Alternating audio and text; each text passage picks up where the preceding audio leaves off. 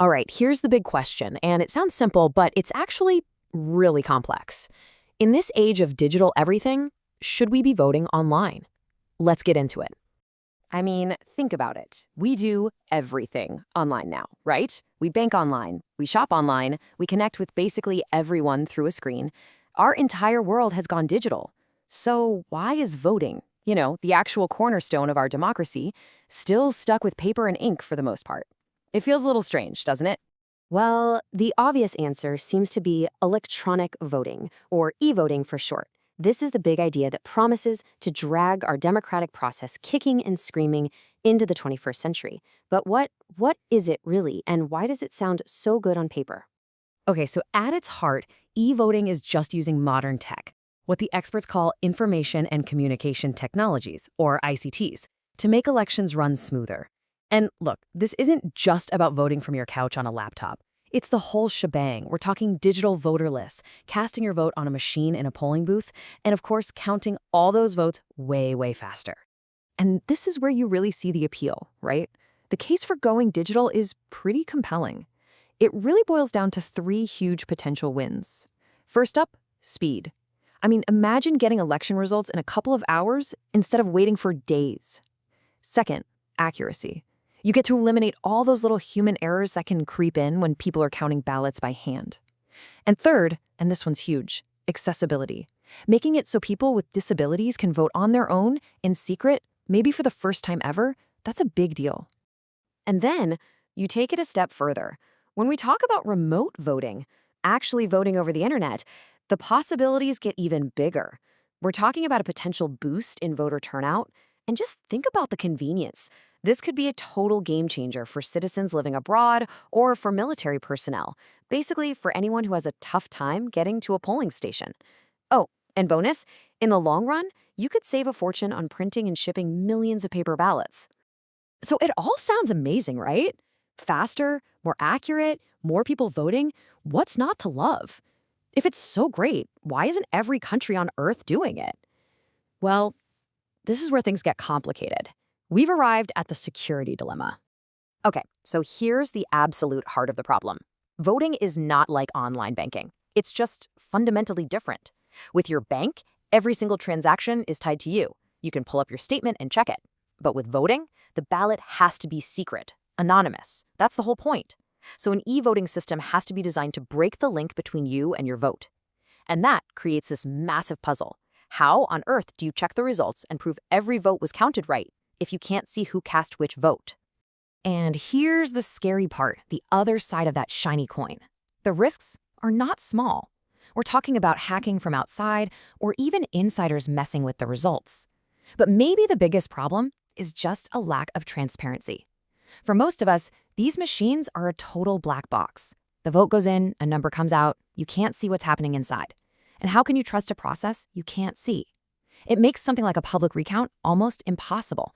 So a really common piece of tech you'll see is something called a DRE machine. That's direct recording electronic. You've probably used one. It's that machine at the polling place with the touchscreen or the big buttons. You tap your choice, and it records your vote straight to a memory card. But, and this is a huge but, for years, a lot of these machines didn't create any paper trail at all. Now, this isn't just theory we're talking about. This has been happening in the real world for a long time. Countries all over the globe have been trying this stuff out for decades.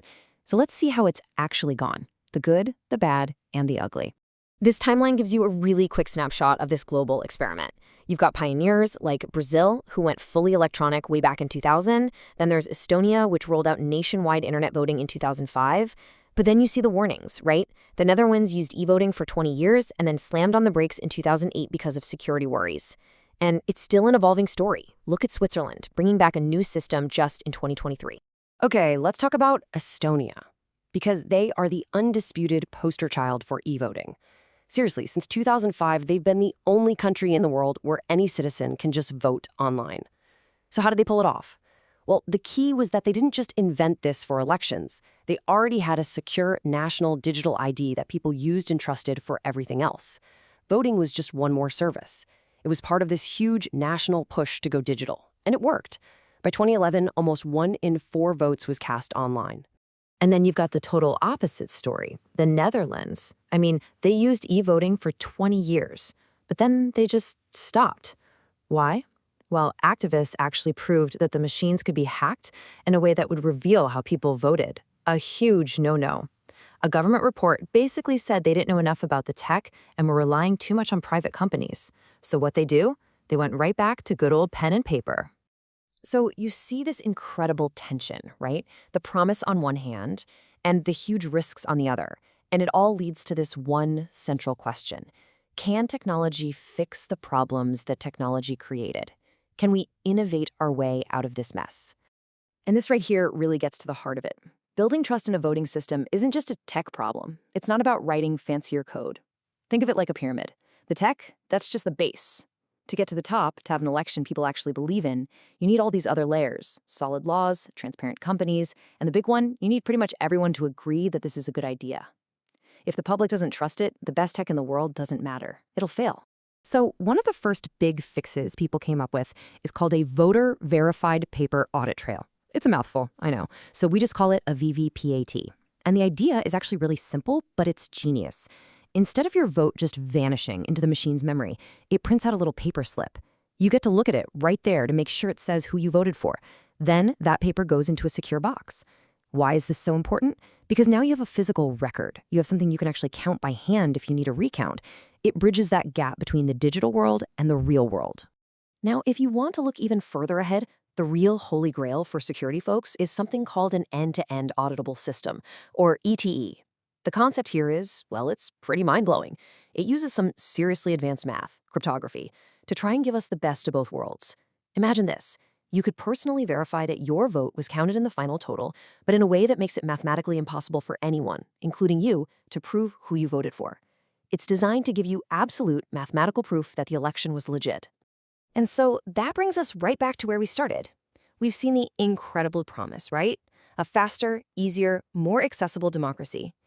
But we've also seen the very real, very serious risks to security and maybe most importantly to our trust in the whole system. So as this tech keeps getting better and better, the question for all of us is still the same. Is the convenience of voting with a click worth the risk to the heart of our democracy?